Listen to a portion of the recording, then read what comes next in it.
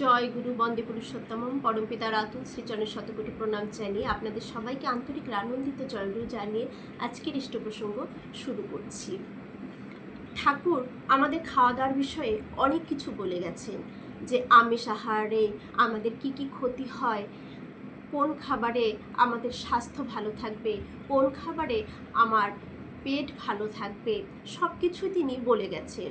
রুগ্ন শরীরে কি খাওয়া উচিত, প্রোটিনের অভাব যাতে না হয়, আমরা যারা নিরামিষভোজী তাদের প্রোটিনের অভাব যাতে না হয় তার জন্য আমাদের কি কি খাওয়া উচিত, ঠাকুর সব কিছুই কিন্তু বলে গেছেন।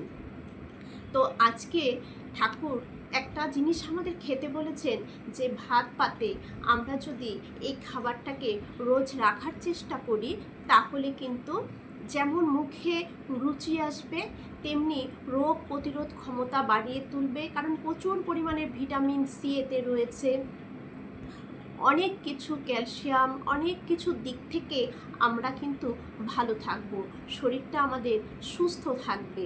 আসুন সেটাই জেনে নিই। আলোচনা প্রসঙ্গের ঊনবিংশ খণ্ড থেকে এটা পাঠ করছি। শ্রী শ্রী ঠাকুর সকালে বড়াল বাংলোর বাংলায় বারান্দায় এসে বসেছেন। সন্তোষদা এসেছেন, তাদের বাড়িতে খুব আম কাঁঠাল হয়, সে কথা শ্রী শ্রী ঠাকুরকে জানালেন। শ্রী শ্রী ঠাকুর বললেন, আম কাঁঠাল খেয়ে হজম করতে পারলে খুবই ভালো, ওতে সারা বছরের রসায়ন হয়ে যায়। এই যে আম কাঁঠালের দিন তো চলে গেল, এই আম কাঁঠালটা খাওয়া কিন্তু খুব ভালো, যদি হজম করতে কেউ পারে, সেটা সারা বছরের একটা রসায়ন তৈরি হয়ে যায় আমাদের দেহে। এই খুবই ভালো আম কাঁঠাল। আমরা এই যে ভাত পাতে আমরা অনেক কিছুই কিন্তু খেতে পারি, যেমন প্রথমে তো আমাদের শরীরকে সুস্থ রাখার জন্য সদাচার পরায়ণ হয়ে আমাদের চলা অতি আবশ্যক। আর সদাচারেরও ভাগ আছে, শারীরিক, মানসিক, আধ্যাত্মিক সদাচার রয়েছে। এই আধ্যাত্মিক, কারণ মানসিক সদাচার যদি আমার সঠিক না হয় তাহলে কিন্তু আধ্যাত্মিক সদাচারও সম্পূর্ণ হবে না, একটির সাথে আরেকটি কিন্তু জড়িয়ে রয়েছে। আর শরীর স্বাস্থ্যও কিন্তু এই তিনটি সদাচারের উপরে পুরোটা কিন্তু জড়িয়ে আছে। তাই সদাচার আমাদের পালন করতেই হবে। সঠিকভাবে সদাচার সর্বদা যদি আমরা পালন করি প্রতিনিয়ত, তাহলে কিন্তু আমরা অনেক কিছু থেকে রক্ষা পেতে পারি, ভালো থাকবো। সদাচার পালন করতে হবে। তারপর ঠাকুর আমাদের দিলেন সকালে নাম ধ্যান ইষ্টভৃতির পরেই থানকুনি খেতে।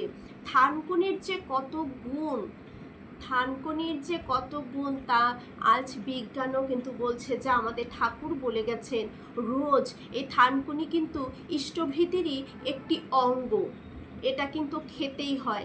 থানকুনি আমরা ডাইরেক্ট থানকুনি পাতাটাও খেতে পারি, বা বড়ি কিনতে পাওয়া যায়, সে ট্যাবলেটটা এনেও আমরা গ্রহণ করতে পারি। থানকুনি শুকিয়ে ঘরে রেখে যদি আমরা বড়ি তৈরি করে রাখি সেটাও চলবে, কিন্তু থানকুনিটা আমাদের খেতেই হবে। এই থানকুনির অনেক গুণ রয়েছে, সেটা আরেকটা আলোচনায় আমি বলে দেব। প্রচুর গুণ রয়েই গেছে। সেই থানকুনি পেটের সমস্যা, পুরাতন আমাশার সমস্যা, তারপর থানকুনি খেলে আমাদের বয়সকে আমরা ধরে রাখতে পারি, সহজে কিন্তু বৃদ্ধ যে ভাবটা চেহারায় সেটা আমাদের আসে না, একটা তারুণ্যতা ফুটে বের হয়, যৌবনকে ধরে রাখা যায় এই থানকুনির আরও গুণ রয়েছে। তাই সদাচার পালন করতে হবে। সকালে ঠাকুর দিলেন থানকুনি আর 1 গ্লাস জল, সেটা যেন আমরা খাই। তারপর সকালে আমরা যেন সবাই অল্প ছোলা খাই, কারণ ছোলার প্রচুর পরিমাণে ছোলাতে কিন্তু প্রোটিন রয়েছে। 100 গ্রাম ছোলা আর 1 কেজি মাংস সমান, তাহলে কোনটার দাম বেশি আর কম? তাহলে ছোলার দাম কত কম, কিন্তু ছোলার প্রোটিনটা কতটা বেশি রয়েছে দেখুন। তাই সবাই আমরা ঘরে যেন অল্প ছোলা আখের গুড় দিয়ে সকালে এটা খাই। এখন আসি ঠাকুর কি খেতে বলেছেন? ভাতের পাতে আমাদের, যা আমাদের শরীরের রোগ প্রতিরোধ ক্ষমতাকে বাড়িয়ে তুলবে। সহজে আমরা রোগাগ্রস্ত হয়ে পড়ব না, কোনো কিছুতেই আমরা কাবু হব না। শরীর থাকলে অসুখ বিসুখ হবে, কিন্তু কাবু হয়ে পড়ব না। তবু যাই আসুক না কেন আমরা ভালো থাকবো। আসুন সে আলোচনায়। ঠাকুর বললেন যে পুদিনা পাতা, সুল্প শাক, ধনে পাতা, আমলকি ও কাঁচা লঙ্কা দিয়ে যদি চাটনি করে খাও, তাতে স্বাভাবিক ভিটামিন এ ও সি খুব থাকে।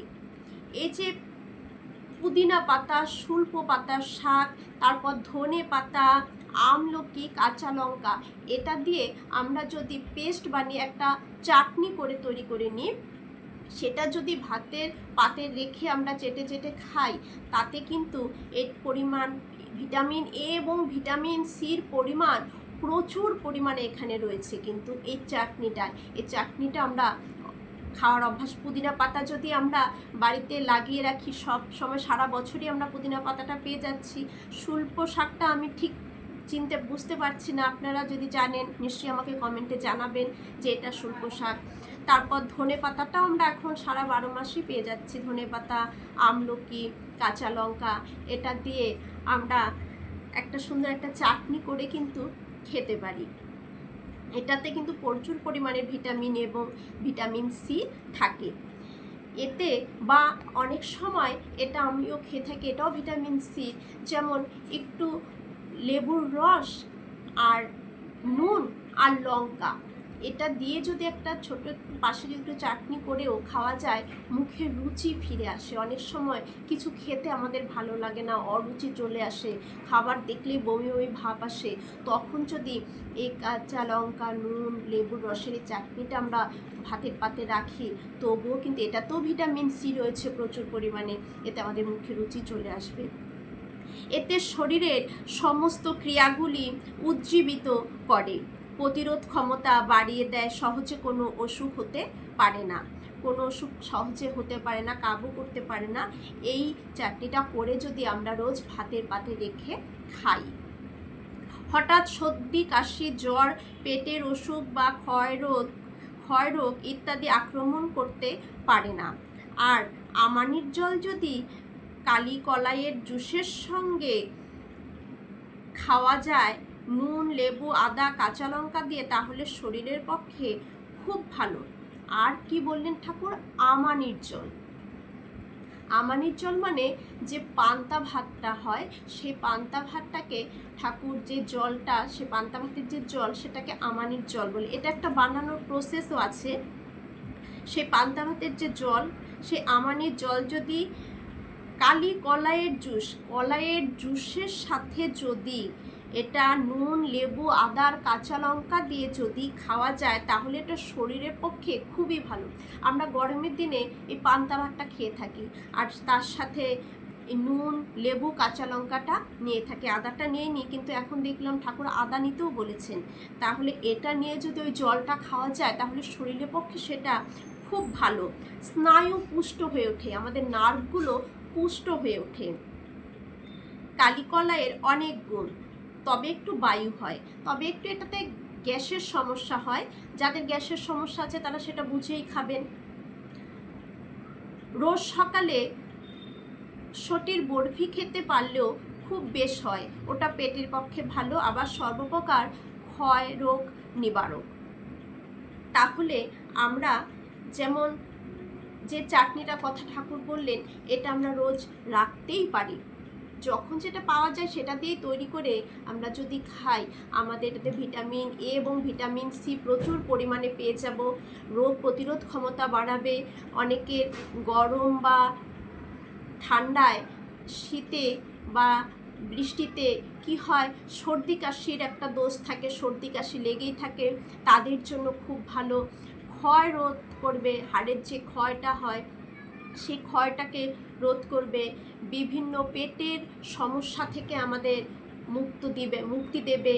তারপর যেমন ধরুন ভিটামিন এ, সি খেলে আমাদের চুল ভালো থাকবে, আমাদের স্কিনের জন্য তো খুবই ভালো।